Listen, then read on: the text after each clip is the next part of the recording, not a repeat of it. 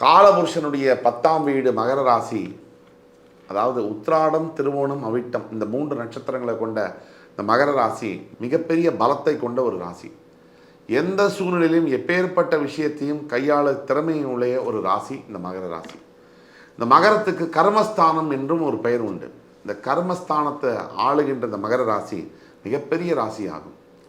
இந்த ராசியுடைய சிறப்புத்தன்மையே என்ன அப்படின்னு நம்ம பார்த்தோம்னா வைராக்கியம். சின்ன வயசில் கஷ்டப்பட்டு தன்னுடைய வாழ்க்கையை தானே செங்கலாக செதுக்கி பெரிய உயரத்தை அடையக்கூடிய ஒரே ராசி மகரம். எனக்கு பிடித்தமான ராசியும் கூட. மகரத்தை பற்றி ஒரு சுருக்கமாக சொல்லணும்னா மகரம் ஒரு பெரிய மகத்தான ராசி. அதாவது மகரம் அடுத்தவங்களுக்கு விட்டு கொடுக்குற ராசி. மகரம் தான் வேலையை கரெக்டாக செய்கிற ராசி. எப்பேற்பட்ட சூழ்நிலையிலும் கீழே பூந்து மேலே வரக்கூடிய ராசி.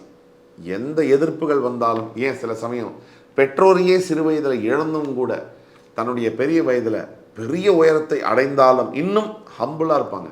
எந்த ஒரு தலகணமும் இல்லாமல் இருக்கக்கூடிய ராசி மகரம். மகர ராசியுடைய பல குணாதிசயங்களை ரொம்ப எனக்கு பிடிச்ச முக்கியமான குணாதிசயம் என்ன அப்படின்னா விடாமுயற்சி. அந்த விடாமுயற்சி மகரத்துக்கு பேர் போனது. சில சமயங்களில் எதிர்மறையான எண்ணங்கள் வந்தாலும் மகரம் 7.5 சனி முடிஞ்சு மிகப்பெரிய வாழ்க்கையில் கஷ்டங்களை அனுபவித்தாலும் எல்லாத்தையும் மீண்டு இன்றைக்கி மகரம் நிற்கிறாங்கன்னு சொன்னால் அது முழுக்க முழுக்க உங்களுடைய உழைப்பும் தன்னம்பிக்கையும் தெய்வத்துடைய அருளுமே காரணம்.